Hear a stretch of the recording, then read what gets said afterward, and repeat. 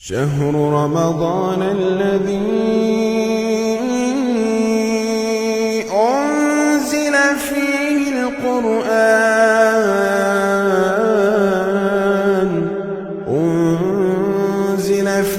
القرآن هدى للناس وبينات من الهدى والفرقان.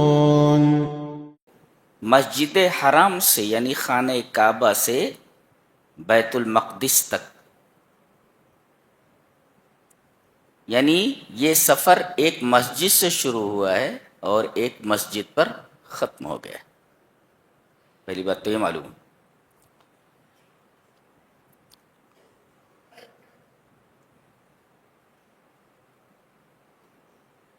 اسے مسجد اقصی کیوں کہا گیا ہے؟ بیت المقدس کو، اس مسجد کو مسجد اقصی کیوں کہا گیا؟ اقصی کا مطلب ہوتا ابعد، الاقصی ای الابعد، دور کی مسجد. گویا یہ بتایا جا رہا ہے کہ مکہ سے بیت المقدس کا فاصلہ دور کا فاصلہ ہے. یہ فاصلہ کتنے دنوں کا ہے؟ بتایا گیا کہ یہ 40 دن کا فاصلہ ہے، 40 دن کی مسافت ہے. مکہ سے بیت الحرام سے مسجد اقصی تک کا جو سفر ہے وہ تقریباً 40 دنوں کا ہے. اسی وجہ سے اس مسجد کو دور کی مسجد کہا گیا، اقصی ای الابعد، ویری فار فرام مکہ. تو زمین سے زمین کا جو سفر ہے وہ اسرا کہلاتا ہے. مکہ سے فلسطین تک، جیروشلم تک، یہ سفر زمین سے زمین کا ہے. پھر بیت المقدس سے آسمانوں تک کا سفر معراج کہا جاتا ہے. اللہ تبارک و تعالیٰ نے اس کا تذکرہ سورہ نجم میں فرمایا. یہاں اسرا کا بیان ہو رہا ہے. یقول بعض الناس ان الرحلۃ کانت رحلۃ منامیۃ. بعض لوگ کہتے ہیں کہ یہ جو سفر ہے یہ خواب کا سفر ہے. فأین المعجزہ فی کونہا منامیۃ. تو اس میں معجزہ کہاں ہوا؟ خواب میں تو آدمی کچھ بھی دیکھ سکتا ہے. اس کا مطلب یہ ہوا کہ یہ جو سفر ہے یہ جسد مع روح ہے، صرف روح کا سفر نہیں ہے بلکہ جسد مع روح کا سفر ہے. اسی وجہ سے یہاں عبد کہا گیا. اور عبد کا اطلاق، بندے کا اطلاق روح کے ساتھ ساتھ جسم پر بھی ہوتا ہے. جی اچھا، یہ سفر کرایا کس نے؟ بتایا گیا اسرا بعبدہ. یہ دنیا کا سب سے عجیب و غریب سفر ہے. 40 دن کا سفر لمحوں میں طے کیا گیا، اور پھر اس کے بعد بیت المقدس سے آسمانوں کا سفر بھی رات کے کچھ حصے میں ہوا. بس یہ ایک حیرت انگیز اور ایک حیرت ناک سفر ہے جو نبی کریم صلی اللہ علیہ وسلم کی نبوت کی ایک واضح دلیل ہے. اچھا، اتنا لمبا سفر تھوڑے سے وقت میں کیسے ممکن ہوا؟ بتایا گیا یہ سفر ہم نے کرایا ہے. کیا بات! اسرا، یہ سفر کس نے کرایا ہے؟ جس کے لیے کوئی چیز امپاسبل نہیں ہے، کوئی چیز ناممکن نہیں ہے. ہم ہر چیز پر قادر ہیں. تو اسرا، اس نے سفر کرایا. اچھا، تو سفر اس نے کرایا تو راستے میں جو رکاوٹیں رہتی ہیں کہ کئی بھئی بلندی پر پہنچ جانے کے بعد وہاں ہوا نہیں رہتی ہے، آکسیجن نہیں رہتا ہے، گرمی ہوتی ہے، تپش رہتی ہے، دنیا بھر کی پریشانیاں.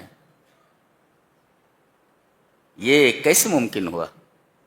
بتایا گیا اس لیے کہ ہماری قدرت آپ کے ساتھ تھی. قدم قدم پر ہماری قدرت آپ کے ساتھ تھی، گویا ہم ساتھ تھے، جی ہماری قدرت ساتھ تھی، ہمارا علم ساتھ تھا. یہ ممکن اس وجہ سے ہوا، اسی وجہ سے بے لایا گیا، بے الصاق کے لیے. یعنی ہم آپ کے ساتھ تھے، کیا مطلب؟ یعنی ہماری قدرت، ہمارا علم قدم قدم پر، ہر لمحے آپ کے ساتھ تھا. اچھا، اور یہاں کہا گیا اپنے بندے کو سیر کرایا. اپنا بندہ، یہاں جو اضافت ہے اضافت تشریفی ہے. اللہ اکبر، میرا بندہ. اچھا، یہاں یہ نہیں کہا لم یقل اسرا بنبیہ، لم یقل اسرا برسولہ، بل قال اسرا بعبد. یہاں یہ نہیں کہا کہ ہم نے اپنے رسول کو سیر کرایا، یہ نہیں کہا ہم نے اپنے نبی کو سیر کرایا، بلکہ یہ کہا کہ ہم نے اپنے بندے کو سیر کرایا. کیا مطلب ہے اس کا؟ مطلب یہ ہے کہ کوئی یہ نہ سمجھے کہ اتنی بلندی پر جانے کے بعد آپ بشریت کے دائرے سے نکل گئے، کچھ اور ہو گئے. بتائیے جا رہا، اتنی بلندی پر جانے کے بعد بھی لم یخرج من اطار العبودیہ، اتنی بلندی پر جانے کے بعد بھی آپ عبدیت کے دائرے سے باہر نہیں آئے. اب بھی آپ عبدی ہیں، معبود نہیں ہو سکتے. لہذا اس خیال کا پورا رد ہوا کہ کہتے ہیں وہی جو مستوی عرش تھا خدا ہو کر، وہی جو مستوی عرش تھا خدا ہو کر اتر پڑا ہے مدینے میں مصطفیٰ ہو کر. یہ آیت کریمہ اس خیال کی تردید کرتی ہے. ان کا تو کہنا یہی ہوا جو عرش پر ہے وہی مدینے میں ہے، یعنی دونوں ایک ہی ہیں. ایسا نہیں ہوا، بلکہ معبود ہے، عبد ہے. اتنی بلندی پر جانے کے بعد بھی میرا رسول لم یخرج من حیز العبودیہ، عبدیت کے دائرے سے باہر نہیں نکلا. اس وجہ سے یہاں اللہ تبارک و تعالی نے عبد کی اضافت اپنی طرف فرمائی ہے اور لفظ عبد استعمال کیا ہے، نبی اور رسول کا لفظ یہاں استعمال نہیں فرمایا. اچھا، اور اتنا لمبا سفر کتنی دیر میں طے ہوا؟ لیلن، عربی میں اس کو نکرہ کہتے ہیں. نکرہ کبھی کبھی تقلیل کے، تقلیل یعنی کم کرنے کے لیے، یعنی پوری رات نہیں لگی. لم یستغرق اللیل کلہ، پوری رات نہیں لگی، بلکہ لیلن یعنی بجزء قلیل من اللیل، رات کے ایک مختصر حصے میں، تھوڑے سے حصے میں اتنا لمبا سفر ہو گیا. اللہ، یہ ایک حیرت ناک سفر ہے. دنیا میں ایسا سفر آج تک نہیں ہوا ہے.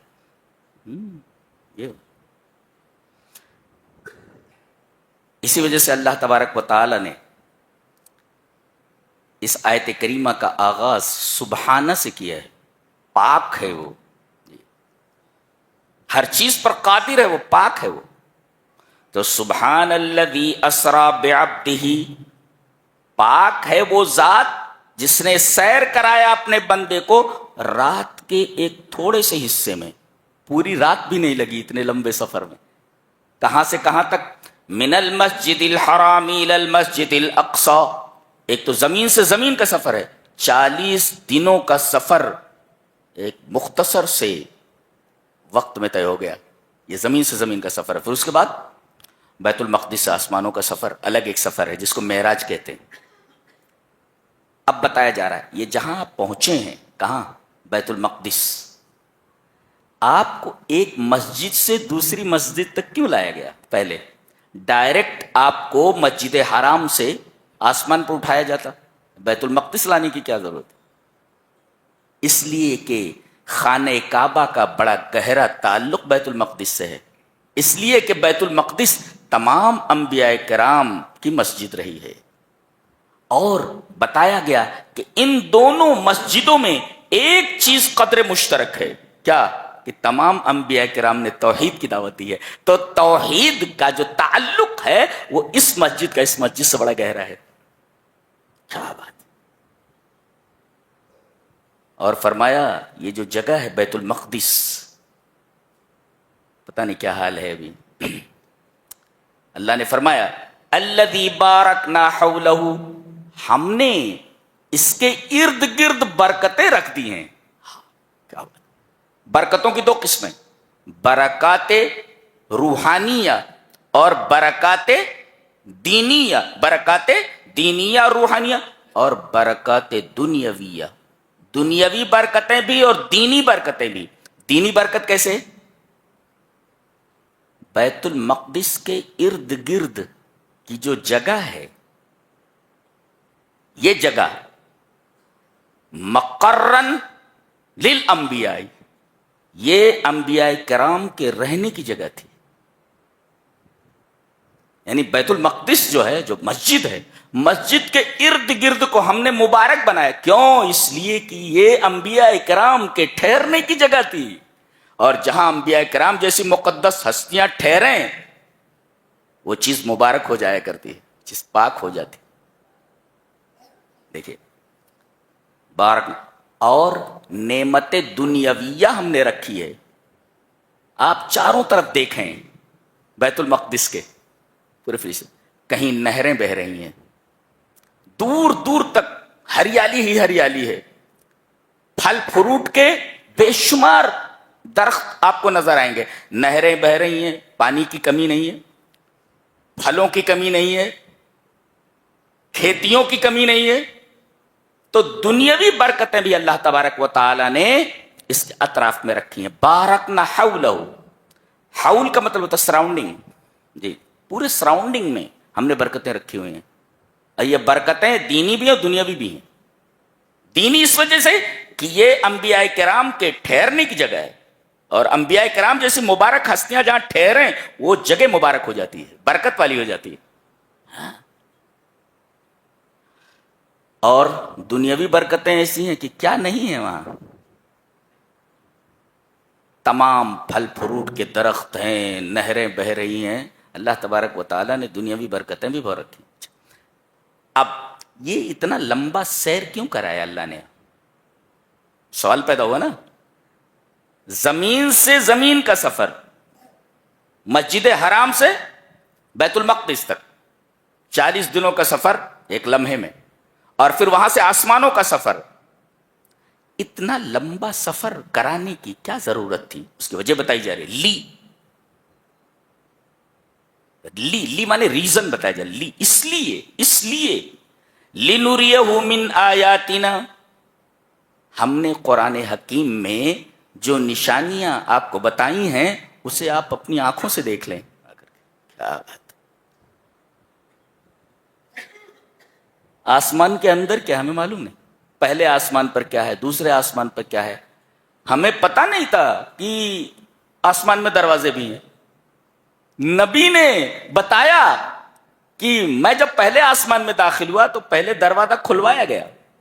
کون نے پوچھا گیا؟ کہا کہ جبرائیل ساتھ میں ہے۔ کہا کہ ساتھ میں کون ہے؟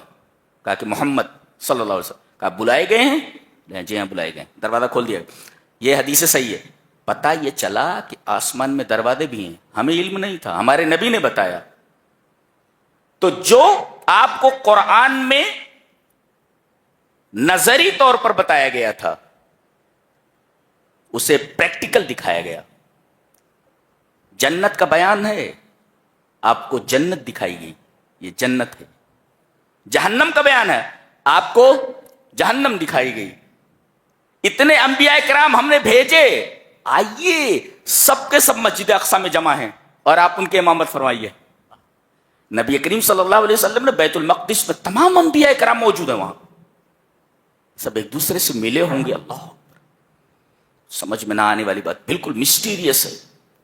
نبی کریم صلی اللہ علیہ وسلم نے آگے بڑھ کر کے تمام انبیاء کرام نے کہا کہ آپ امامت فرمائیں، اسی وجہ سے آپ امام الانبیاء ہیں، تمام انبیاء کرام کی امامت۔ یہ ایک طرف تو آپ کے رفعت قدر کی طرف، آپ کی عظمت کی طرف اشارہ ہے، اور دوسرے جیسے آپ کا مقام بہت بلند ہے، اس لیے کہ آپ انبیاء کے امام بنے، وہیں آپ کی جو امت ہے تمام امتوں سے زیادہ عظمت والی ہے۔ آپ سب سے عظیم رسول ہیں، اور آپ کی امت بھی تمام امتوں سے زیادہ عظیم ہے۔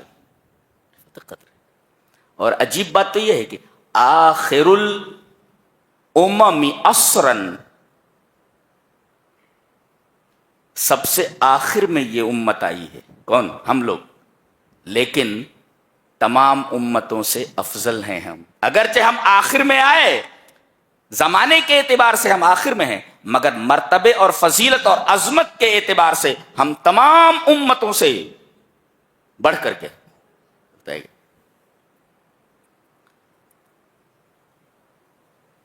تو کس لیے بلایا گیا؟ لِنُرِيَهُ مِنْ آیَاتِنَا. اس میں ایک نکتہ اور بھی ہے، ہم آپ کو اپنی نشانیاں دکھائیں. یہ نہیں کہا کہ ہم یہ چاہتے ہیں کہ آپ ہمیں دیکھیں.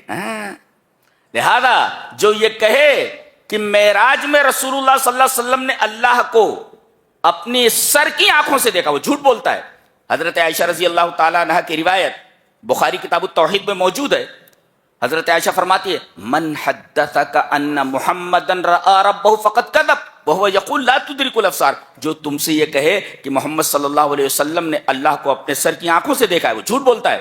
اس لیے کہ قرآن اس کے برعکس بات کرتا ہے، کہتا ہے لا تدرک الابصار، اسے آنکھیں نہیں پا سکتی. جی جی، یہاں یہ کہا کہ ہم اپنی نشانیاں دکھانے کے لیے بلا رہے ہیں، اپنے آپ کو دکھانے کے لیے نہیں بلا رہے ہیں. ہم اپنی نشانیاں دکھانے کے لیے آپ کو بلا رہے ہیں. اگر ایسی بات ہوتی تو اتنی اہم بات کو کیوں چھوڑا جاتا، یہ ذکر کر دیا جاتا کہ ہم اپنی نشانیاں دکھانے کے لیے بلا رہے ہیں، اور ہم اس لیے بھی بلا رہے ہیں کہ آپ مجھے دیکھیں. اس کا تذکرہ تو ہے ہی نہیں، صرف نشانیوں کے دکھانے کا ذکر ہے. یہ دیکھ. اور انہ هو السمیع البصیر، وہ سننے والا بھی ہے اور دیکھنے والا بھی. یہ صفتیں کیوں لائی گئی؟ اس کے بعد اب جب جائیں گے اور لوگوں کے سامنے یہ واقعہ بیان کریں گے کہ میں رات کے ایک حصے میں مکہ سے بیت المقدس گیا، وہاں سے آسمانوں کا سفر میں نے کیا، کوئی آپ پر یقین نہیں کرے گا، کوئی آپ پر یقین نہیں کرے گا.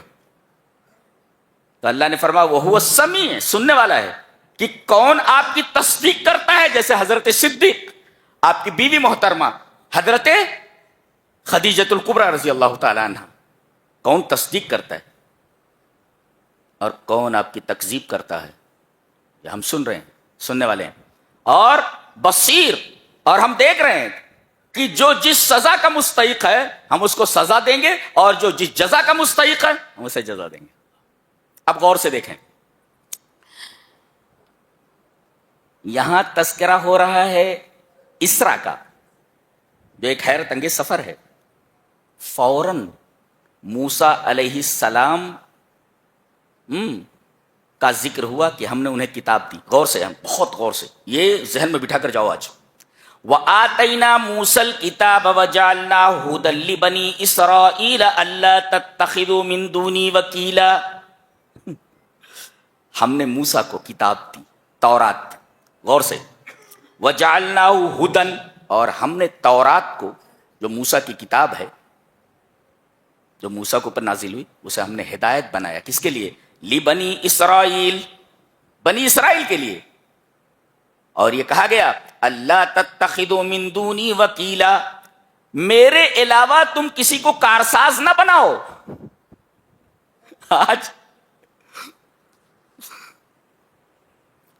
لندن اور امریکہ کو وکیل بنا کر کے بیٹھے ہیں. کہا گیا تھا اللہ تتخذوا من دونی وکیلا، انہی کے بھروسے جی رہے ہیں. میرے علاوہ کسی کو کارساز مت بنانا. جی، اور مان بات یہ دیکھیں، یہاں پر یہ تذکرہ ہوا کہ ہم نے موسیٰ کو کتاب دی، یعنی تورات. اور آگے کہا جا رہا ہے، اللہ، بڑی عجیب بات ہے، ان ھذا القرآن یہدی للتی ہی اقوم، اور یہ قرآن ہدایت دیتا ہے سب سے زیادہ سیدھی چیز کی طرف. تورات کے بعد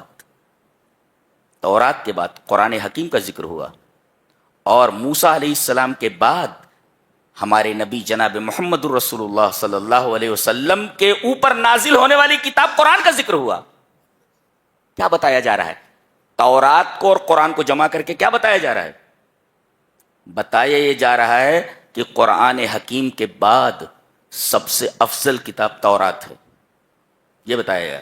اور دوسرے، ان لوگوں نے تورات کو پس پش ڈال دیا تو ان کو عظمت کے اسٹیج سے اتار دیا گیا، اور ذلت و خواری ان کے اوپر اڈیل دی گئی. تو تورات دی گئی, انہوں نے تورات کو اپنے پیٹھ کے پیچھے ڈال دیا تو یہ ذلیل ہوئے. تم بھی اگر ہمارے نبی کے دیے ہوئے قرآن کو چھوڑو گے تو یہودیوں کی طرح ذلیل و خوار ہو جاؤ گے. یہ بتایا گیا. یہودی ذلیل و خوار ہوئے موسیٰ پر اترنے والی کتاب تورات کو چھوڑ دینے کی وجہ سے. تو مسلمانوں میں کوئی سرخاب کا پر نہیں لگا ہوا ہے کہ وہ قرآن کو چھوڑ دیں گے تب بھی انہیں عزیز رکھا جائے گا, انہیں بھی ذلیل کر دیا جائے گا جیسے یہودیوں کو ذلیل کیا گیا. کیونکہ اسی رات کو بنی اسرائیل کو عظمت اور فضیلت کے اسٹیج سے اتار دیا گیا اور امت مسلمہ کو, امت محمدیہ کو لا کر کھڑا کیا گیا. اسٹیج وہی ہے, صرف کردار بدلے ہیں. نبی کریم صلی اللہ علیہ وسلم نے تمام انبیاء کرام کی امامت فرمائی. پتہ یہ چلا اب تمام انبیاء کرام آپ کے مقتدی ہیں اور تمام انبیاء کرام کی شریعتیں منسوخ ہو چکی ہیں. اب قیامت تک ایک ہی شریعت چلے گی, وہ ہے جناب محمد رسول اللہ صلی اللہ علیہ وسلم پر اترنے والی شریعت, یہ چلے گی. تو جب آپ سب کے امام ہو گئے اور ساری شریعتیں منسوخ ہو گئیں, اس کا مطلب یہ ہوا کہ موسیٰ علیہ السلام بھی مقتدی ہیں آپ کے. بنی اسرائیل کو فضیلت کے اس اسٹیج سے اتار دیا گیا ہے اس رات کو, اور اس اسٹیج کے اوپر مسلمانوں کو لا کر کھڑا کر دیا گیا, امت محمدیہ کو, یہ بتاتے ہوئے کہ ان کو اس وجہ سے ہم نے فضیلت کے اسٹیج سے اتارا کیونکہ انہوں نے تورات چھوڑ دی تھی. اسٹیج وہی ہے, صرف کردار بدلے ہیں. اگر تم بھی وہی حرکتیں کرو گے جیسے یہودی کر رہے ہیں تو تم کو بھی فضیلت کے حصے سے اتار دیا جائے گا اور تخت سے اتار کر کے کان پکڑ کر کے تم کو فٹ پاتھ کے اوپر کھڑا کر دیا جائے گا. اور آج کھڑا کر دیا اللہ تعالیٰ نے, ہم سب فٹ پاتھ کے اوپر ہیں.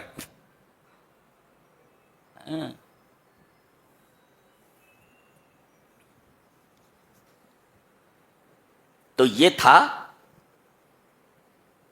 کہ حضرت موسیٰ علیہ السلام کے تذکرے کے بعد, تورات کا تذکرہ کرنے کے بعد قرآن حکیم کا تذکرہ کیوں کیا گیا. انہوں نے تورات کو چھوڑا تو ذلیل ہوئے, تم قرآن کو چھوڑو گے ذلیل و خوار ہو جاؤ. اسی وجہ سے تورات کو اور قرآن کو ایک ساتھ ذکر فرمایا گیا یہاں پہ. اب آگے دیکھیے, یہ بنی اسرائیل, وَقَضَيْنَا إِلَى بَنِي إِسْرَائِيلَ فِي الْكِتَابِ لَتُفْسِدُنَّ فِي الْأَرْضِ مَرَّتَيْنِ وَلَتَعْلُنَّ عُلُوًّا كَبِيرًا.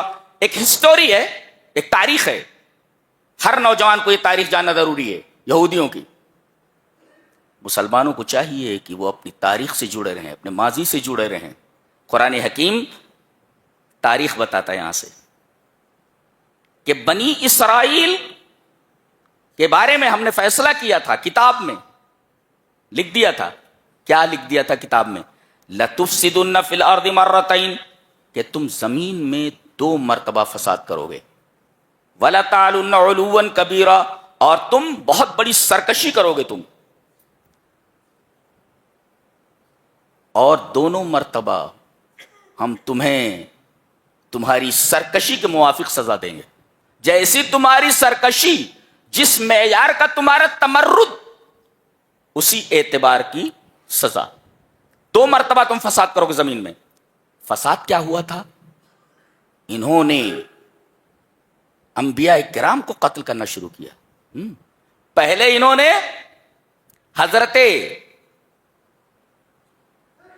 یشعیاہ کو اور ارمیاہ کو, یشعیاہ کو تو انہوں نے قتل کر دیا, جن کو شیعہ بھی بولتے ہیں, وہ ایک نبی تھے. وہ شعیا ان کا نام تھا, شعیا یا یشعیاہ ایسا کچھ بولتے ہیں ان کو, غالباً ہبری ہوئے وہ. تو انہوں نے شعیا نبی کو قتل کیا, اور ایک نبی تھے ارمیاہ, ان کو قید کر دیا. ایک کو قتل کیا, دوسرے کو قید کر دیا. اور یہ لوگوں کے اوپر ظلم ڈھانے لگے. تو ایک طرف تو لوگوں کے اوپر ظلم کرنا اور دوسری طرف انبیاء کرام کو قتل کرنا, یہ بہت بڑا گناہ تھا. اللہ تبارک و تعالی نے سب سے پہلے اس پہلی حرکت کی وجہ سے سزا دی کہ بابل کا, عراق میں ہے بابل, جہاں وہ 2 فرشتے اتارے گئے تھے.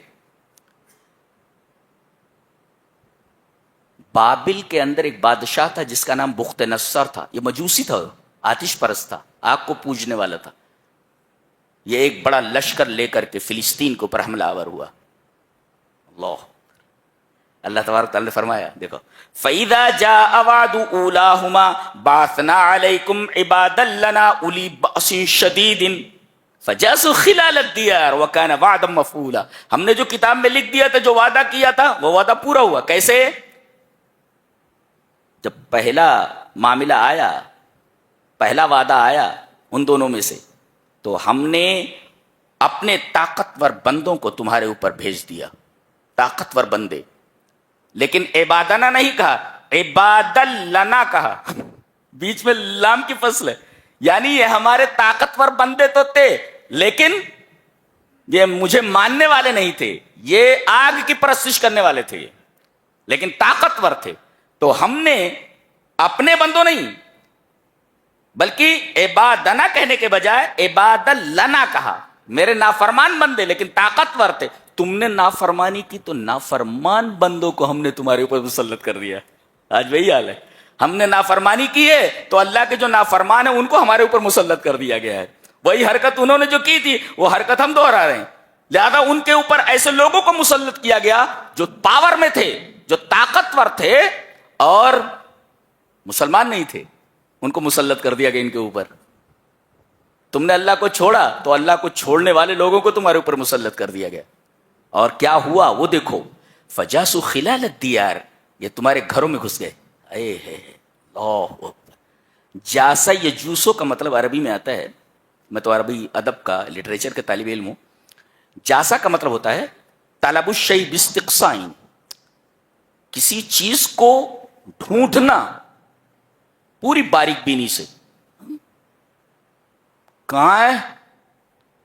ڈھونڈو، کوئی کبٹ نہ چھوٹنے پائے. کوئی کبٹ میں چھپا ہوا باہر نکالو.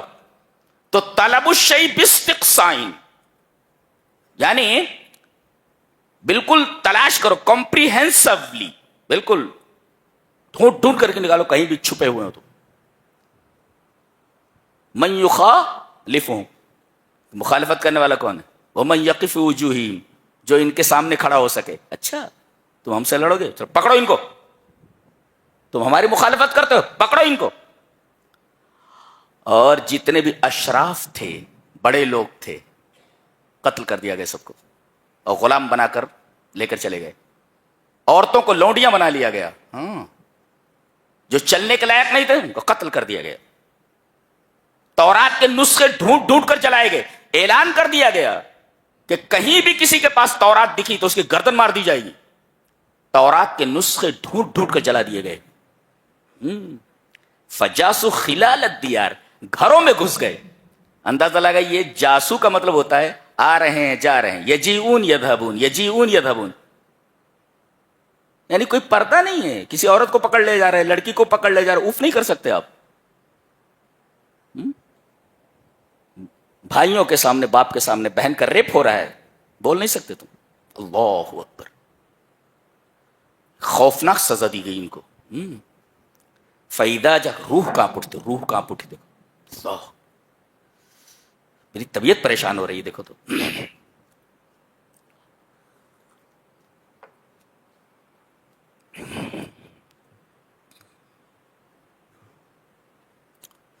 فَإِذَا جَاءَ وَعْدُ أُولَاهُمَا بَعَثْنَا عَلَيْكُمْ عِبَادًا لَّنَا أُولِي بَأْسٍ شَدِيدٍ فَجَاسُوا خِلَالَ الدِّيَارِ، گھروں میں گھس گئے. وَكَانَ وَعْدًا مَّفْعُولًا، یہ پہلا وعدہ اللہ کا پورا ہو کر رہا. پکڑ کر کے لے گئے، بابل لے کر چلے گئے، عراق. کہاں سے؟ فلسطین سے. اور 100 سال تک یہ مجوسی، یہ آتش پرست ان کو غلام بنا کر رکھے ہوئے تھے. 100 سال تک، ایک پوری صدی گزر گئی ان کی غلامی میں. مجوسیوں کی غلامی کرتے رہے 100 سال تک. پھر اللہ تبارک و تعالیٰ نے ان کے اوپر رحم فرمایا، روئے، گڑ گڑائے، معافی مانگی اللہ سے. تو ایران کے بادشاہ سائرس کو اللہ نے بابل کی طرف یعنی دل میں بات ڈالی کہ جاؤ. اس نے جو ہے بخت نصر کو شکست دی، یا جو بھی وقت کا بادشاہ تھا، اور ان لوگوں کو وہاں سے رہائی دلوائی. پھر لا کر کے اس نے فلسطین میں بسایا. آگے اچھا کچھ دنوں تک صحیح رہے. یہ کتے کی دم جو ہوتی ہے نا, جی جی جی زیادہ ہو گیا نہیں جی. ثم رددنا لكم الكرة عليهم وامددناكم باموال وبنين وجعلناكم اكثر نفيرا. ثم رددنا لكم الكرة عليهم. اللہ تبارک و تعالی نے رحم کھا کر ان کو پھر یہاں بسوا دیا لا کر کے. وَأَمْدَدْنَاكُمْ بِأَمْوَالٍ, مال کی ریل پیل ہو گئی. وہ بنین, اور بیٹے بہت زیادہ ہوئے. وَجَعَلْنَاكُمْ أَكْثَرَ نَفِيرًا, ان کی تعداد بہت زیادہ ہو گئی. دیکھو اللہ نے مال بھی دیا, مال ہے ان کے پاس جی, اب مال نہیں اموال ہے. وَأَمْدَدْنَاكُمْ بِأَمْوَالٍ, آج پورا سودی نظام ان کے ہاتھ میں ہے. اس کا مطلب یہ مال کے بڑے بھوکے رہے ہیں ہمیشہ سے, یہ بڑے بھوکے رہے ہیں. وَأَمْدَدْنَاكُمْ بِأَمْوَالٍ, مال نہیں, مال کا پلیورل ہے اموال. ہم نے ان کو بہت سے مال دیے, ہر راستے سے آ رہے ہیں, اور بیٹے دیے جو لڑ سکیں. وَجَعَلْنَاكُمْ أَكْثَرَ نَفِيرًا, ہم نے تم کو تعداد کے اعتبار سے بہت زیادہ کر دیا, تمہاری تعداد بہت زیادہ ہو گئی. اچھا اللہ نے فرمایا اگر تم اچھا کرو گے تو اچھا ہی تمہارے لیے. ان احسنتم احسنتم لانفسکم وان اسأتم فلہا, اور اگر تم برائی کرو گے تو وہ تمہارے لیے, اس کے لیے. دیکھو ایک نقطہ دیکھو, احسنتم احسنتم 2 بار کہا گیا. اگر تم اچھا کرو گے تو اپنے لیے اچھا کرو گے. احسنتم احسنتم 2 بار. وَإِنْ أَسَأْتُمْ, اور اگر تم برائی کرو گے تو اساتم فلا نہیں کہا ہے, برائی کو ایک ہی بار ذکر کیا, بھلائی کو 2 بار ذکر کیا. اللہ اکبر, دیکھ رہے ہیں آپ, یعنی بھلائی کا ذکر آپ کر سکتے ہو, برائی کا ذکر نہیں کرنا چاہیے. وَإِنْ أَسَاتُمْ, اساتم نہیں کہا, وَإِنْ أَسَاتُمْ فَلَهَا. اچھا پھر چونکہ یہ ٹیڑھے تھے, پھر وہی حرکتیں شروع کی, وہی رفتار بے جھنگی جو پہلے تھی وہ اب بھی ہے. اب 2 مرتبہ فساد کرو گے. اس وقت انہوں نے حضرت یحییٰ کو قتل کیا, اور حضرت عیسیٰ علیہ السلام کے قتل کے در پہ ہوئے.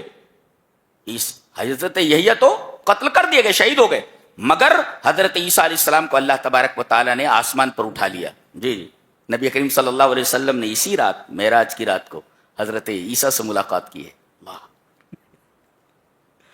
آپ ملاقات کر کے آئے. لِنُرِيَهُ مِنْ آيَاتِنَا, جو ہم لوگ پڑھ رہے ہیں وہ سب ہمارا نبی دیکھ کر کے آیا ہے. یہ مقام ہے ہمارے نبی کا. آج ہمارے نبی کو گالیاں دیتے ہیں لوگ. آپ کے پیروں کی دھول تو چھوڑو, اس کے نیچے تو دھول ہے, اس کے نیچے جو دھول ہے, اس کے نیچے تو دھول, تحت ثری تک پہنچ جاؤ, اس دھول کے برابر نہیں ہو سکتے تم. وہ مقام ہے ہمارے نبی کا, اور تم اتنی بلندی تک جا ہی نہیں سکتے. تم نے آج تک جتنی ٹیکنالوجیز تیار کی ہیں, ساری ٹیکنالوجی نبی کریم صلی اللہ علیہ وسلم کے اس سفر کے سامنے ہیچ ہے. تم کوئی ایسی تیز رفتار راکٹ یا سواری نہیں بنا سکتے جو اتنے لمبے فاصلے کو طے کر سکے. بچے ہو تم, ہمارا نبی اتنی بلندی پر پہنچا ہے, تم تو چند سیاروں سے آگے نہیں نکل سکتے. ہمارا نبی تو پتہ ہی نہیں جیسا, لفظوں میں نہیں بیان کیا جا سکتا آپ کی بلندی کو. ساری ٹیکنالوجیز اس سفر کے سامنے ہیچ ہے. جب دوسری چیز کا وعدہ آیا, اس لیے کہ پہلی مرتبہ فساد کیا تو بابل کا بادشاہ بخت نصر آیا اور ان کی اینٹ سے اینٹ بجا دی. دوسری مرتبہ جب انہوں نے شرارت کی تو اللہ تبارک و تعالی نے رومز کے بادشاہ کو بھیجا. روم کے, بعض لوگوں نے اس کا نام فاقس ابن استیانوس لکھا ہے, بعض لوگوں نے تیتاؤس لکھا ہے, بعض لوگ انگریزی میں اسے ٹائٹس کہتے ہیں. جی, روم سے آیا وہ, اور اس نے ایسی سزا دی لیسوء وجوہکم, تاکہ وہ تمہارے چہرے کو بگاڑ دے, پورا کر. یہ چہرے کا لفظ کیوں لایا گیا؟ بتایا گیا نفسیاتی اثر کی طرف اشارہ ہے کہ آدمی کے دل میں جو کچھ ہوتا ہے چہرے کے ذریعے اس کے اثر کو جان لیا جاتا ہے. گویا کہ the face is index of mind. چہرہ جو ہوتا ہے نا وہ اندروں کا آئینہ دار ہوتا ہے. تو آدمی کے دل میں جتنا غم ہو چہرے کے اوپر ظاہر ہو جاتا ہے. خوشی ہو تو خوشی چہرے سے ظاہر ہو جاتی ہے, اور غم ہو تو غم بھی ظاہر ہو جاتا ہے. اتنا غم ان کو ہوا, اتنا خوف ان کو ہوا کہ یہ جہاں دیکھے جاتے ان کے چہرے سے خوف ٹپکتا ہوا دکھائی دیتا. ان کے چہرے بگڑ گئے تھے, ایسی سزا دی گئی ان کو. بے شمار لوگوں کو قتل کیا گیا, بیت المقدس کو ڈھا دیا گیا, اور خاص طور سے اس مسجد کا تذکرہ کیا گیا. لِيَسُوءُوا وُجُوهَكُمْ وَلِيَدْخُلُوا الْمَسْجِدَ كَمَا دَخَلُوا. یہ جو مسلمان نہیں تھے یہ مسجد میں داخل ہو گئے, بیت المقدس میں, کما دخلو, جیسا کہ یہ داخل ہوتے تھے اس میں. جہاں تم عبادت کرتے تھے وہاں دوسرے لوگ گھس گئے. دل تڑپ اٹھتا ہے. قرآن حکیم نے جو تاریخ بتائی ہے, اجمالاً بیان کیا ہے, کمال کا بیان کیا ہے. جی, وَلِيَدْخُلُوا الْمَسْجِدَ كَمَا دَخَلُوهُ أَوَّلَ مَرَّةٍ وَلِيُتَبِّرُوا مَا عَلَوْا تَتْبِيرًا. پہلے جو لوگ آئے تھے وہ بھی مسجد میں گھس گئے تھے, اور اس مرتبہ بھی یہ مسجدوں میں گھس گئے.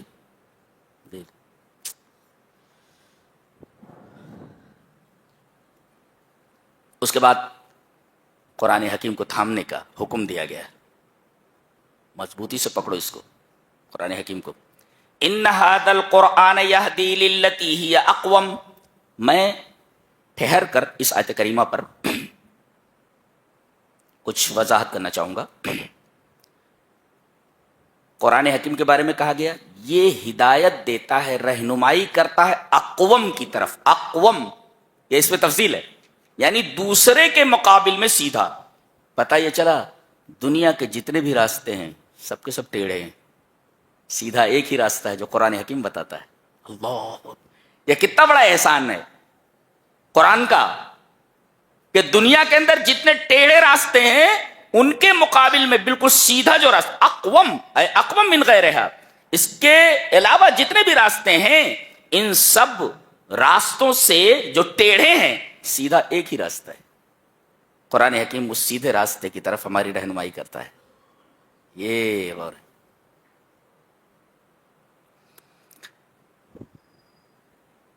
قتادہ نے کہا ہے اس کے بارے میں بڑی پیاری بات ایک صاحب نے کہی ہے, ان ھذا القرآن یہدی للتی ہی اقوم. پہلی چیز تو یہ کہ تمام راستے ٹیڑھے ہیں اور یہ سیدھے راستے کی طرف کیے. یہ سیدھا راستہ کون سا ہے, اس کی طرف رہنمائی کرتا ہے. اچھا, دوسرے وَيُبَشِّرُ الْمُؤْمِنِينَ الَّذِينَ يَعْمَلُونَ الصَّالِحَاتِ, اور خوشخبری دیتا ہے ان کو جو توحید کے ساتھ عمل میں بھی لگے ہوئے ہیں. بعض لوگ توحید کے اوپر تکیہ کیے ہوئے ہیں کہ ہمارے پاس توحید ہے, ہم کو عمل کرنے کی ضرورت نہیں ہے. یہاں بتایا گیا کہ توحید کے ساتھ ساتھ تمہاری زندگیوں میں نیک اعمال بھی ہونے چاہیے. وَيُبَشِّرُ الْمُؤْمِنِينَ الَّذِينَ يَعْمَلُونَ الصَّالِحَاتِ. تو اگر آپ توحید کے ساتھ ساتھ نیکی کے کاموں پر کاربند ہیں, آپ کا مقام ان لہم اجرن کبیرہ. اجرن کبیر ای الجنہ, یعنی سب سے بڑا اجر آپ کو دیا جانے والا ہے اور سب سے بڑا اجر جنت ہے. اب یہ قرآن آپ کو سیدھے راستے پر لا کر کھڑا کر دے رہا ہے. اب مومنوں کو چاہیے کہ توحید پر کاربند رہیں اور نیک اعمال کرتے رہیں. نتیجہ ان لہم اجرن کبیرہ, ان کے لیے سب سے بڑا اجر یعنی جنت ہے. اس کے بعد ایک بڑی حیرت انگیز بات بتائی جا رہی ہے, غور سے دیکھو. وَإِذَا أَرَدْنَا أَن نُهْلِكَ قَرْيَةً أَمَرْنَا مُتْرَفِيهَا فَفَسَقُوا فِيهَا فَحَقَّ عَلَيْهَا الْقَوْلُ فَدَمَّرْنَاهَا تَدْمِيرًا. ایک اصول ہے, ضابطہ ہے, ایک رول بتایا گیا کہ جب ہم کسی بستی کو تباہ کرنے کا ارادہ کرتے ہیں کہ ہمیں اس بستی کو تباہ کرنا ہے, اس بستی کو ملیمیٹ کر دینا ہے, تو ہم کیا کرتے ہیں؟ امرنا مترفیہا, تو اس بستی کے جو خوشحال لوگ ہیں، مترف اے اب ترت ہو النعمت وسعت العیش، یعنی مترف لوگ، مترف دیکھو، مترف امرنا مترف ہے، تو ما معنی المترف؟ مترف کسے کہتے ہیں؟ مترف کہتے ہیں کہ نعمت نے اور فراخی عیش نے، زندگی کی کشادگی نے ان کو مغرور بنا دیا ہے اور اللہ کی نعمت سے ناشکری کرنا سکھا دیا ہے۔ تو اللہ کی نعمت کا شکر نہ ادا کرنے والے اور دولت جو ملی ہے، جو فراخی ملی ہے، اس پر تکبر کرنے والے لوگ، یہ دو چیزیں۔ آدمی کو جب فراخی عیش ملے، نعمت ملے، تو اس پر شکر کرنا چاہیے۔ انہوں نے نعمت کا شکر ادا نہیں کیا، بلکہ نعمت کے اوپر مغرور ہو کر کے دوسروں کے اوپر ظلم کرنے لگے۔ تو کیا ہوا؟ گناہ چند لوگ کر رہے ہیں نا، خوشحال لوگ۔ سزا کس کو دی جا رہی ہے؟ پورے گاؤں کو سزا دی جا رہی ہے۔ یہ بڑی حیرت انگیز بات نہیں دیکھ رہے آپ؟ جب ہم کسی بستی کو تباہ کرنا چاہتے ہیں تو بستی کے جو بڑے لوگ ہوتے ہیں، عیش پرست جو ہوتے ہیں، وہ نعمت کی ناشکری کرنے لگتے ہیں اور نعمتوں کے اوپر مغرور ہو جاتے ہیں۔ دیکھو گناہ یہ کر رہے ہیں چند لوگ، اور تباہ کر دی جا رہی ہے پوری بستی۔ وَإِذَا أَرَدْنَا أَن نُهْلِكَ قَرْيَةً، ہول ٹاؤن، پورا کا پورا شہر، پوری کی پوری بستی تباہ کر دی جا رہی ہے۔ کسی مفسر نے بڑا اچھا لکھا ہے کہ ہذا اشارۃ، یہ اشارہ ہے اس بات کی طرف ان عاقبت فساد اولی الامر لا تقتصر علیہم وحدہم بل تمتد الی قریتہم، ایسے کچھ ہے کہ گاؤں کے بڑے لوگ اگر خراب ہو جاتے ہیں تو ان کی یہ خرابی انہی پر منحصر نہیں ہوتی ہے، بلکہ یہ پوری کی پوری خرابی پورے گاؤں پر آ جاتی ہے۔ ہاں، یہ بڑی خطرناک بات ہے۔ لہذا اللہ گاؤں میں اگر کسی آدمی کو نعمت عطا فرمائے تو اسے چاہیے کہ وہ نعمت کا شکر ادا کرے اور اپنے جامے سے باہر نہ نکلے، ورنہ اس کا اثر صرف اسی کے اوپر نہیں رہے گا بلکہ پھیل کر کے پورے گاؤں کے اوپر آ جائے گا۔ گناہ کرنے والے چند لوگ، سزا پوری بستی کو دی جا رہی ہے۔ وَإِذَا أَرَدْنَا أَن نُهْلِكَ قَرْيَةً، پوری بستی تباہ کر دی گئی۔ عجیب بات۔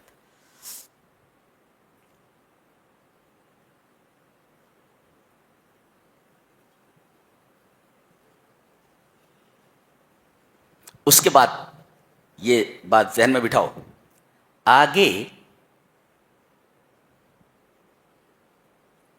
آیت نمبر 20 سے آیت نمبر 37 تک کل 18 آیات ہیں۔ ریپیٹ کرتا ہوں، آیت نمبر 20 سے آیت نمبر 37 تک کل 18 آیات ہیں، اور ان 18 آیات میں 25 احکام ہیں، جن میں 12 کا تعلق منہیات سے ہے، روکا گیا نہیں کرنا ہے، اور 13 کا تعلق اوامر سے ہے کہ کرنا ہے۔ 13 احکام ایسے ہیں ڈو اٹ، اور 12 احکام ایسے ہیں کہ ڈونٹ ڈو اٹ۔ تو گویا کہ 13 احکام کا تعلق منہیات سے ہے اور 12 احکام کا تعلق اوامر سے ہے، کرنے کا ہے۔ اچھا،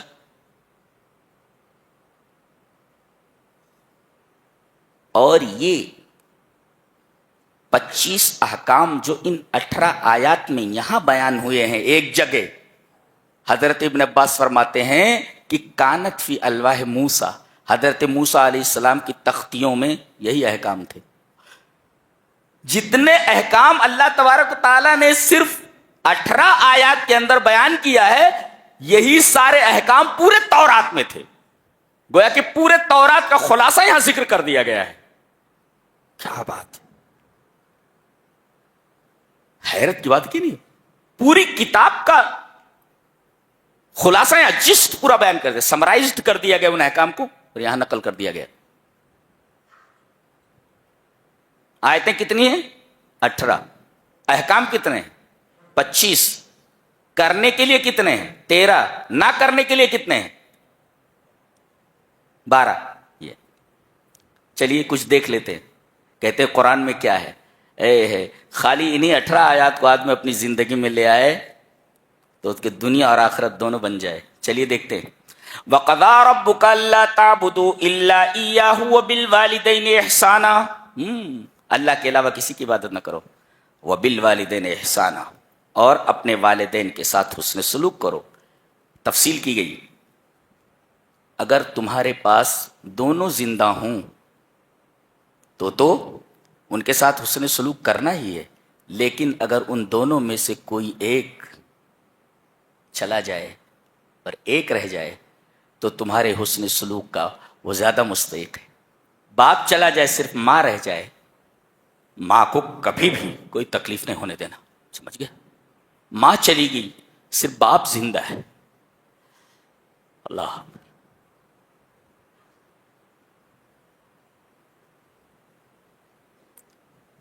بہو سے کوئی تکلیف ہو گئی تو کم سے کم ماں بیان کر سکتی تھی اپنے شوہر سے، بڈھے سے۔ بوڑھے کو اگر بیٹے سے کوئی تکلیف ہو گئی تو اپنے جیون ساتھی سے، اس ہم سفر سے بیان کر سکتا۔ اب تو ایک چلا گیا، وہ دل کا درد بیان کرے تو کس سے کرے؟ دل کا درد بیان کرے تو کس سے کرے؟ دونوں ہوں تو حسن سلوک کے مستحق، ان میں سے ایک چلا جائے تو اور زیادہ آپ کے حسن سلوک کے مستحق، آپ کے بیٹوں سے زیادہ، آپ کی بیوی سے زیادہ یہ تمہاری توجہ کے مستحق۔ اللہ نے اسی بات کو ذکر فرمایا، کیا جذباتی اپیل ہے، اللہ جذباتی اپیل۔ ترجمہ دیکھ لیتے، تیرے رب نے یہ فیصلہ کیا ہے کہ عبادت صرف اسی کی کرو اور والدین کے ساتھ حسن سلوک کرو۔ اما یبلغن عندک الکبر، تیرے پاس اگر ان میں سے ایک بڑھاپے کو پہنچ جائے یا دونوں، جی ایک پہنچ جائے بڑھاپے کو یا دوسرا یا دونوں، جی فلا تقل لہما اف، تو انہیں اف بھی نہیں کہہ سکتے تم، اجازت نہیں۔ کسی مفسر نے لکھا ہے کہ حروف تہجی میں الف سے لے کر یا تک میں جتنے بھی حروف ہیں، ان حروف میں حرف تو، یہ تو ہوتا نا، تو یہ سب سے زیادہ قوی ہے، اس لیے کہ یہ تالو سے لگ کر کے پھر نیچے آتا ہے، قا، دیکھو سب سے زیادہ قوی ہے، اور پورے حروف الہجا میں سب سے زیادہ ہلکا اور خفیف فے ہے۔ تو سب سے خفیف اور ہلکا حرف بھی ماں باپ کے سامنے بولنے سے منع کر دیا گیا ہے، تو اس سے زیادہ قوی، اس سے زیادہ اقوی حرف کیسے استعمال کر سکتے ہو؟ اف نہیں کہہ سکتے، اور اف جو ہے یہ سب سے ہلکا اور خفیف لیٹر ہے، فے بہت ہلکا ہے، جی فلا تقل لهما اف، انہیں اف نہیں کر سکتے، ولا تنہرهما، انہیں ڈانٹ نہیں سکتے، وقل لهما قولا کریما، بات کرو تو بڑے ادب کے ساتھ، ان ایکسیلنٹ مینر، قل لهما قولا کریما، اور جب ان کے سامنے آؤ تو وخفض لهما جناح الذل من الرحمہ، رحمت سے اپنی عاجزی کا بازو ان کے سامنے بچھا دو۔ دیکھو یہاں پر آدمی کو پرندے سے تشبیہ دی گئی، پرندہ جب اڑتا ہے تو اپنے پروں کو کھول لیتا ہے، جناح مانے بازو، پر وہاں لفظ لائے گئے، اپنے پر کو جھکائے رکھو۔ ایک منظر آپ دیکھ سکتے ہیں، جیسے مرغی کے بچے ہیں ادھر ادھر دانا چگ رہے ہیں، اچانک اسے چیل کا خدشہ ہوتا ہے، چیل کے آنے کا احساس ہوتا ہے، وہ ایک آواز نکالتی ہے، سارے بچے خطرے کو محسوس کر کے اپنی ماں کے قریب آ جاتے ہیں، وہ ان تمام بچوں کو اپنے پروں کے نیچے لے لیتی ہے۔ بالکل اسی طریقے سے آپ اپنے ماں باپ کو اپنی عاجزی کے پروں کے نیچے رکھو۔ ایک جب پرندہ اڑتا ہے تو پر کو کھول لیتا ہے، اور جب نیچے آتا ہے تو پر کو سمیٹ لیتا ہے, سیدھا آتا ہے. یہ طریقہ. جب اوپر جاتا ہے بلندی کی طرف تو پر کو کھول لیتا ہے, اور جب اوپر سے نیچے آتا ہے تو پروں کو سمیٹ لیتا ہے, ڈائریکٹ نیچے کی طرف آتا ہے. فرمایا گیا وَخْفِضْ لَهُمَا جَنَاحَ الذُّلِّ مِنَ الرَّحْمَةِ, جیسے پرندہ اوپر سے آتا ہے تو پر کو سمیٹ لیتا ہے, ایسے کھولتا نہیں ہے. ایسے ہی تم اپنے ماں باپ کے سامنے جب آؤ تو تمہارے پورے بدن کے اوپر ایک عاجزانہ کیفیت ہونی چاہیے. آپ اپنے ماں باپ کے سامنے بڑے ادب کے ساتھ کھڑے ہو, بہت قربانیاں دی ہیں انہوں نے, آپ کو کیا معلوم, آپ کو کیا معلوم. بڑے ہو جاتے ہو تو کہتے ہو ابا کو کیا معلوم, امی کو کیا معلوم. واہ بھی واہ, احسان فراموش کہیں کا. ابا کو کیا معلوم, امی کو کیا معلوم. جس باپ نے انگلی پکڑ کے چلنا سکھایا, چلنا نہیں جانتے تھے, تو ابا کو کیا سمجھتا ہے, یعنی تجھے سب سمجھتا ہے. جی صرف یہی نہیں بلکہ دعا بھی کرتے رہو. پہلے یہ بتایا گیا کہ زبان سنبھال کر رکھو ان کے سامنے, ایک, اور دوسرے اپنے فعل کو بھی سنبھال کر رکھو, قول کو بھی سنبھال کر رکھو اور اپنے فعل کو بھی سنبھال کر رکھو. اور تیسرے دعا کرتے رہو وَقُلْ رَبِّ ارْحَمْهُمَا كَمَا رَبَّيَانِي صَغِيرًا, میرے رب ان دونوں کے اوپر رحم فرما جیسے کہ بچپن میں ان دونوں نے میری پرورش کی ہے. یہ تو ماں باپ کے ساتھ اس نے سلوک. اچھا آگے کہا جا رہا ہے وَآتِ ذَا الْقُرْبَى حَقَّهُ, رشتے داروں کو ان کا حق دے دو. کیا تعلیم ہے. بہن پریشان ہے, اپنے مال کا ایک حصہ, رمضان آ رہا ہے نا, مسجد کے اندر تو آپ کو دینا ہی ہے, مسجد کی ضرورت ہے تو مسجد, دیکھو مسجد میں گھس گئے وہ لوگ, پہلے مسجد کا تذکرہ, تو مسجد کا خاص خیال رکھنا. ابھی جب نیچے جاؤ نا تو پوری جیب خالی کر کے جاؤ, پوری جیب خالی کر کے جاؤ, نہیں تو لکھا کر جاؤ 50,000 دیتا ہوں, 1,00,000 دیتا ہوں, دے کر کے جاؤ نیچے. تو وَآتِ ذَا الْقُرْبَى حَقَّهُ, رشتے داروں کو ان کا حق دے دو. بہن غریب ہے, زکوٰۃ کی مستحق ہے, زکوٰۃ بھی دو, صدقہ بھی دو, اور تحفہ بھی دو. زکوٰۃ کی مستحق ہے, زکوٰۃ دے دو. صدقے کی مستحق ہے, صدقہ دے دو. تحفہ بھی لے جا کر کے دے دو. جی جی, بھائی ہے, غریب ہے, اس کی مدد کرو, رشتے دار ہے تمہارا. کیا تعلیم ہے بھائی, کیا تعلیم. وَآتِ ذَا الْقُرْبَى حَقَّهُ, رشتے داروں کو ان کا حق دے دو. والمسکین, جو بیچارے مسکین ہیں, رکشہ چلا رہے ہیں لیکن پورا نہیں پڑ رہا ہے, کام کر رہے ہیں لیکن پورا نہیں پڑ رہا ہے, مسکین ہے وہ. یہ مت سمجھو کام پر لگا ہوا ہے, یہ دیکھو کہ کام کرنے پر اسے اتنا مل رہا ہے جتنے سے وہ اپنے بچوں کی خاطر خواہ پرورش کر سکے. مسکین ہے, دے دو. وہ اپنی سبیل, مسافر کوئی پریشان حال ہو, زکات سے دو, مدد کرو اس کی. ولا تبذر تبذیرا, فضول خرچی مت کرو. فضول خرچی سے منع کیا گیا. بذر کا مطلب ہوتا ہے دانا. کسان کو دیکھو ایسے دانے کو لے لیتا, میں تو کسان کا بیٹا ہوں جی, تو ایسے دانوں کو رکھ لیتا ہے اور کھیت میں جاتا ہے, ایسے نکالتا ہے, پھینکتا رہتا. تو اس طرح پیسوں کو مت پھینکو. ولا تبذر تبذیر. جی کیوں؟ ان المبذرین کانوا اخوان الشیاطین, یہ فضول خرچ شیطان کے بھائی ہیں. شیطان کا بھائی ہے. کیا بات. اور آگے ولا تقتلوا اولادکم خشیۃ املاق, اپنے بچوں کو غریبی کے ڈر سے قتل مت کرو.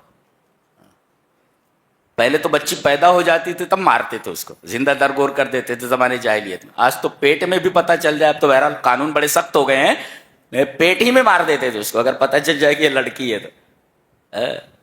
اس لیے کہ لڑکی سے تو کچھ ملنا ہی نہیں, خالی دینا ہے زندگی بھر. لیکن اس دینے میں بھی مزہ ہے. زندگی بھر ہی بولتی رہا ابا یہ چاہیے, ابا وہ چاہیے, ابا وہ چاہیے. دلائے ہیں نا آپ. اپنے شوہر کے گھر بھی چلی جائے, کچھ کہے تو باپ کی تو عادت ہی ہے. اب بھی بیٹی جو کہے دینے کی تو عادت ہے. یہ پہلے اس بچی نے بچپن میں سب کچھ مانگا, ابا یہ دلا دو, ابا یہ دلا دو. ابا بڑی ہونے کے بعد بھی جو بولے دلانے کی کوشش کرو اپنی حیثیت کے مطابق. بڑی رحمت والی ہوتی ہیں بچیاں. جی جی. اللہ فرماتا ہے غریبی کے ڈر سے ان کو قتل نہ کرو. نحن نرزقہم وایاکم، روزی دینے والے تو ہم ہیں، تم کو بھی دیتے اس کو بھی دیتے ہیں. تم روزی دیتے ہو، روزی ہم دیتے ہیں تم کو بھی اور ان کو بھی. کیا بات ہے. اور آگے فرمایا گیا ولا تقربوا الزنا، بدکاری کے قریب مت جاؤ، زنا کے قریب مت جاؤ. آگے ولا تقتلوا النفس التي حرم اللہ الا بالحق، مرڈر نہ کرو کسی کا. جی جی، مرڈر نہیں کرنا. اور آگے ولا تقربوا مال الیتیم، یتیم کے مال کے قریب بھی مت جاؤ، کھانا تو دور کی بات ہے. واوفوا بالعہد، کسی سے وعدہ کرو تو وعدے کو پورا کرو. واوفوا بالعہد ان العہد کان مسئولا. واوفوا الکیل اذا کلتم، سامان اگر دے رہے ہو پیسہ پورا لے رہے ہو تو سامان اچھا دو. دیکھ رہے ہیں تعلیم ہے یہ پوری تورات کی تعلیم 18 آیتوں کے اندر ذکر کر دی گئی ہے. یہ ہے کلام الہی. قرآن میں کیا ہے؟ قرآن میں کیا ہے بتاؤں؟ سب کچھ ہے. اور تو اگر چمگادڑ کی آنکھ رکھتا ہے تو ہم کیا کریں؟ روشنی میں تجھے نظر نہیں آتا. شاعر نے بہت اچھا کہا ہے گر نبینت بروز شب پر چشمہ آفتاب راچے گناہ. اگر دن میں چمگادڑ کو کچھ دکھائی نہیں دیتا تو اس میں سورج کا کیا گناہ ہے؟ سورج کی کیا خطا ہے؟ خطا تو تیری آنکھ کی ہے. تجھے قرآن حکیم میں اگر خرابیاں نظر آ رہی ہیں تو یہ تیری آنکھ کی خرابی ہے. گر نبینت بروز شب پر چشمہ آفتاب راچے گناہ، کہ اگر تیری آنکھیں چمگادڑ کی آنکھیں ہیں اور دن میں کچھ چمگادڑ دیکھ نہیں سکتا تو اس میں آفتاب کے چشمے کا کیا گناہ ہے؟ سورج کو تو نکلنا ہی ہے. تیری آنکھوں کی خطا ہے یہ کہ تجھے روشنی میں کچھ نظر نہیں آتا. تو ایسے بہت سارے اندھے موجود ہیں، بہت سارے اندھے موجود ہیں جنہیں قرآن حکیم میں کچھ دکھتا نہیں. آگے دیکھو بڑی پیاری بات کہی گئی وَلَا تَقْفُ مَا لَيْسَ لَكَ بِهِ عِلْمٌ، جس چیز کا تمہیں علم نہ ہو اس کے پیچھے مت پڑو. کیا بات. آگے فرمایا گیا وَلَا تَمْشِ فِي الْأَرْضِ مَرَحًا، زمین میں اکڑ کر مت چل. إِنَّكَ لَن تَخْرِقَ الْأَرْضَ وَلَن تَبْلُغَ الْجِبَالَ طُولًا، زمین کو پھاڑ دے گا کیا یا پہاڑوں پر پہنچ جائے گا؟ تو زمین پر اکڑ کر کے مت چل.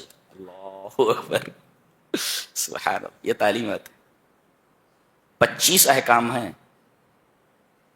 13 ہیں ڈو اٹ، 12 ہیں ڈونٹ ڈو اٹ، اور 18 آیات کے اندر 25 احکام ہیں.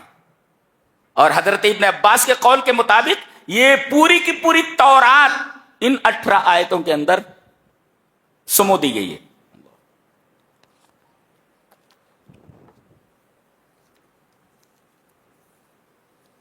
اللہ اکبر. ایک آیت کریمہ آگے آ رہی ہے بہت پیاری ہے. یوم ندعو کل اناس بامامہم، قیامت کے دن ہم تمام لوگوں کو ان کے امام کے ساتھ بلائیں گے. بعض لوگوں نے کہا کہ ہمارے امام جناب محمد رسول اللہ صلی اللہ علیہ وسلم. تو کون ہے جنہوں نے میرے نبی جناب محمد رسول اللہ صلی اللہ علیہ وسلم کو اپنا امام مانا ہے؟ وہ آ جائیں. ہم لوگ نبی کریم صلی اللہ علیہ وسلم کے جلوے میں آگے بڑھ رہے تھے. ہمارے امام آگے آگے ہیں، ہم پیچھے پیچھے ہیں. جنہوں نے فرعون کو امام بنایا تھا کہاں ہے وہ؟ فرعون کے ساتھ آ جائیں. کہاں ہے ہمارے نبی کے گستاخان؟ وہ آگے آ جائیں، ان کے مقتدی بھی ان کے پیچھے ہیں. تو اس دن ہم تمام لوگوں کو ان کے اماموں کے ساتھ بلائیں گے. تو امام کا ایک مطلب تو یہ ہے رہبر، اور دوسرے یہاں ایک مطلب اور بھی ہو سکتا ہے بکتابہم الذی انزل علیہم، ان کی وہ کتاب جو ان کے اوپر نازل ہوئی. یعنی آواز لگائیں گے چلو جنہوں نے قرآن کے اوپر عمل کیا ہے وہ آگے آ جائیں. اور ایک مطلب اور بھی ہے نامہ اعمال، ایسی کتاب جس کے اندر ان کا پورا کچا چٹھا لکھا ہوا ہے، چلو نامہ اعمال کے ساتھ آ جاؤ. وہ نامہ اعمال لایا جائے گا، دائیں ہاتھ میں دے دیا گیا تو کامیاب، بائیں ہاتھ میں دے دیا گیا تو ناکام. جی جی. ایک آیت کریمہ اور دیکھیں وَمَنْ كَانَ فِي هَذِهِ أَعْمَىٰ فَهُوَ فِي الْآخِرَةِ أَعْمَىٰ وَأَضَلُّ سَبِيلًا، جو دنیا میں اندھا رہا آخرت میں بھی اندھا رہے گا. ایک مفسر نے اس پر بڑا خوبصورت تبصرہ کیا ہے، کہتا ہے من کان فی هذه اعمی عن الاعتبار فهو فی الاخرۃ اعمی عن الاعتذار. بڑی خوبصورت بات کہی ہے. جو دنیا میں اندھا رہا عبرت حاصل کرنے سے، عبرت حاصل نہیں کی تو آخرت میں وہ کوئی عذر معذرت نہیں کر سکتا اللہ کے سامنے. آنکھیں دی ہے دیکھو، دماغ دیا ہے سوچو، ہاتھ پیر دیے ہیں کرو، قیامت کے دن کوئی عذر باقی نہیں رہتا. یہ بات کہی گئی. فرمایا گیا وَنُنَزِّلُ مِنَ الْقُرْآنِ مَا هُوَ شِفَاءٌ ما هو شفاء. حضرت قتادہ کہتے ہیں کہ ان هذا القرآن يدلكم على دائكم ودوائكم اما داؤكم فذنوبكم واما دواؤكم فالاستغفار. کہا کہ یہ قرآن بتاتا ہے تمہیں کہ تمہاری بیماری کیا ہے، اس لیے کہ شفا کا لفظ ہے نا شفا. حضرت قتادہ کہتے ہیں کہ قرآن شفا ہے. کیا مطلب؟ قرآن تمہیں یہ بتاتا ہے کہ تمہیں بیماری کیا ہے، اور یہ بھی بتاتا ہے کہ اس بیماری کی دوا کیا ہے. بتاتا ہے کہ تمہاری بیماری تمہارے گناہ ہے اور تمہاری دوا استغفار ہے، اللہ سے معافی مانگنا ہے. ایسی کتاب ہے کائنات میں. اللہ اندھوں کو اگر کچھ دکھائی نہ دے کہ کیسی کتاب ہے، کیا کہا جا سکتا ہے؟ اتنی پیاری کتاب بتائیے. اس کے بعد ایک سوال کا ایک عجیب سا جواب دیا جا رہا ہے. یسألونک عن الروح واٹ از سول. روح کیا ہے؟ روح کیا ہے یہ پوچھا جا رہا ہے. غالباً یہ سوال یہودیوں کا ہے. وہ یہ سوال کرتے ہیں آپ سے کہ روح کیا ہے، واٹ از سول، روح کیا ہے. یہ بہت ہی دقیق اور بہت ہی الجھا ہوا اور گنجلک سوال ہے. کیا جواب دیا گیا؟ قل الروح من امر ربی. اے ہمارے حبیب آپ یہ بتا دو کہ روح میرے رب کے حکموں میں سے ایک حکم ہے. اچھا، ایک مفسر سے لکھتا ہے من جملتی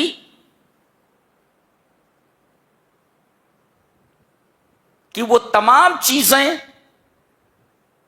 جن کا اللہ تبارک و تعالی نے حکم دیا ہے، من جملتی ما امرہ اللہ ان تکون فکانت. یہ تفسیرہ ہے کہ اللہ تعالی نے چیزوں کو حکم دیا کہ ہو جا تو وہ چیز ہو گئی. ایسے ہی روح بھی ایک امر ہے کہ اللہ نے کہا ہو جا تو ہو گئی. من جملت ما امرہ اللہ ان تکون فکانت. جیسے اور تمام چیزوں کے بارے میں اللہ نے کہا ہو جا تو وہ ہو گئی، ایسے ہی روح کے بارے میں فرمایا ہو جا، امر ہو جا، ہو گئی. تو اللہ تبارک و تعالی کے امروں میں سے ایک امر ہے اور مخلوق ہے.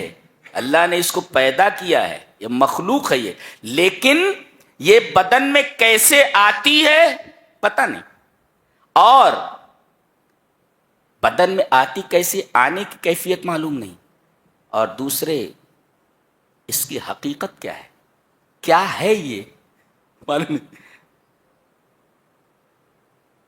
آپ کسی مشین کو دیکھیں، مشین بن کر تیار ہے، مشین بن کر تیار ہے، اب چلنا ہے اسے، برابر ہے.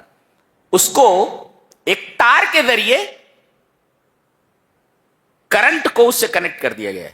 آپ نے بٹن دبایا، کرنٹ اس میں سے آیا اور مشین کو اس نے چالو کر دیا.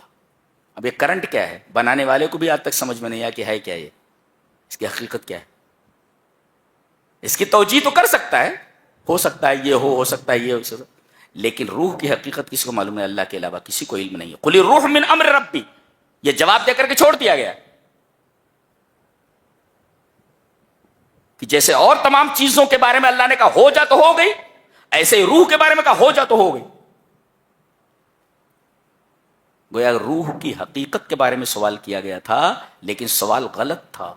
نبی کریم صلی اللہ علیہ وسلم نے ایسا جواب دیا جو اس کے لیے مفید تھا. لہذا کوئی آپ سے ایسا سوال کرے جو اس کے لیے مفید نہ ہو تو آپ اس سوال کے جواب میں کوئی مفید چیز بتائیں جو اس کے لیے نافع ہو. جی، تو روح اللہ کے حکموں میں سے حکم ہے ایک، اور دوسرے روح کی حقیقت کیا ہے پتہ نہیں. روح بدن میں آتی کیسے معلوم نہیں، اس کی کن معلوم ہے، حقیقت معلوم نہیں. یہ دیکھے جواب دیا گیا. اس کے بعد سورہ کہف ہے، سورہ کہف ہے. اس میں 3 فتنوں کا بیان ہے. 3 فتنے ہیں یا 4 فتنے، چار. ایک ہے دین کا فتنہ، اور ایک ہے دولت کا فتنہ، مال کا فتنہ، اور ایک ہے علم کا فتنہ، اور ایک ہے اقتدار کا فتنہ. دین کے فتنے کا تعلق اصحاب کہف سے، اور مال کے فتنے کا تعلق اس نوجوان سے ہے جس نوجوان کا یہاں ذکر کیا گیا ہے کہ اس کا ایک باغ تھا اس کا. یہ مال کا فتنہ، اور کہتا تھا ما اظن ان تبید هذه ابدا، کہ یہ باغ کبھی بھی تباہ نہیں ہوگا. دیکھو، ایک ہے دین کا فتنہ، اس کا تعلق اصحاب کہف سے ہے کہ یہ ایمان والے ہو گئے. بادشاہ وقت نے ان کو پکڑوایا، بلایا، کہا کہ اپنے دین سے پھرو. تم نے کون سا دین قبول کر لیا ہے؟ آبا و اجداد کا دین چھوڑ کر کے. ہم تمہیں مہلت دیتے ہیں سوچنے سمجھنے کی. جب وہ الگ ہوئے، وَإِذِ اعْتَزَلْتُمُوهُمْ، تھوڑا الگ ہوئے، ان کو سوچنے سمجھنے کے لیے. وہ سب بڑے بڑے گھروں کے لڑکے تھے، اور سب بھاگ نکلے. بولے ہم اپنا گھر چھوڑ دیں گے، اپنا دیار چھوڑ دیں گے، لیکن توحید نہیں چھوڑیں گے. بھاگ پڑے سب کے سب. اللہ تعالیٰ نے انہیں نشانی بنا دیا. اور ایک کتا ان کے ساتھ تھا، وہ بھی نشانی بن گیا. اس کا بھی تذکرہ ہے. جہاں ان کا تذکرہ ہوتا ہے اس کتے کا تذکرہ ضرور ہوتا ہے. اللہ. تو دین کا فتنہ، اس کا تعلق اصحاب کہف سے، اور مال کا فتنہ اس کا تعلق اس نوجوان سے ہے جس کا ذکر یہاں کیا گیا ہے کہ اس کا ایک باغ تھا. تذکرہ کیا گیا اس کا.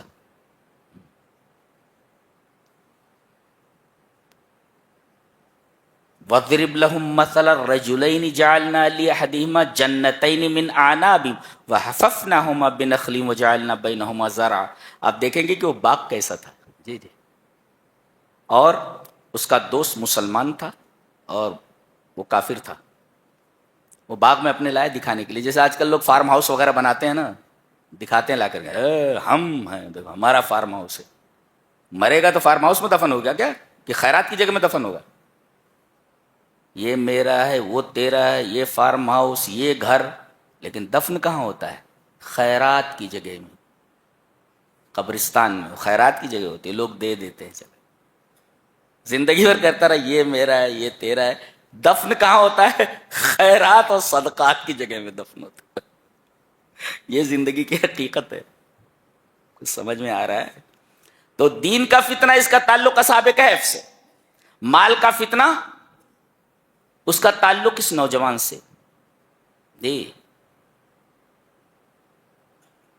اس کے 2 باغ تھے انگوروں کے، اور اس میں کھجور کے بھی درخت تھے. بیچ میں جب کھیتی ہوتی بھی تھی، اور فصل بہت اچھی آتی تھی. کلتا الجنتین 2 باغ.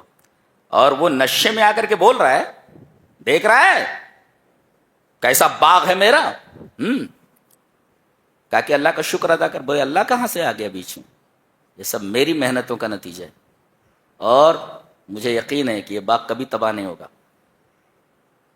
اللہ نے اس کے اوپر رات ہی میں ایک عذاب بھیج دیا، پورا باغ جل کر کے راکھ ہو گیا. جی، تو اس مال کے فتنے کا تعلق سے نوجوان سے جس کا تذکرہ یہاں کیا گیا ہے. علم کا فتنہ، اس کا تعلق حضرت موسیٰ اور خضر سے ہے. ایک دفعہ حضرت موسیٰ علیہ السلام نے ایک واعظ کہا، تقریر کی. تقریر بڑی اچھی تھی. ایک صاحب نے اٹھ کر کے کہا آپ دنیا کے سب سے بڑے عالم ہیں؟ کہا کہ ہاں، اور کیا، میں دنیا کا سب سے بڑا عالم ہوں. اللہ کو، حالانکہ حقیقت ہے، حالانکہ یہ بات حقیقت تھی. انبیاء بنی اسرائیل کا سب سے معزز نبی ہے. اتنا بڑا عالم کوئی نہیں ہے. انبیاء بنی اسرائیل کا سب سے معزز نبی ہے موسیٰ.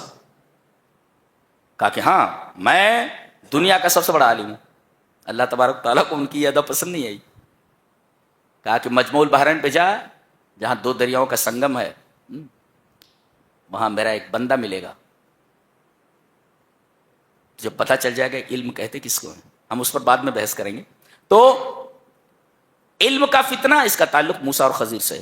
اور اقتدار کا، حکومت کا فتنہ، اس کا تعلق ذوالقرنین سے ہے، جس کا بیان آگے آ رہا ہے. تو انشاءاللہ ہم کل اس پر بحث کریں گے. بیٹھیں گے نا آپ لوگ؟ اللہ ہمیں نیک عمل اور اچھی سمجھ کی توفیق عطا فرمائے. وآخر دعوانا الحمدللہ رب العالمین. یہ تھا 15ویں پارے کا خلاصہ. اللہ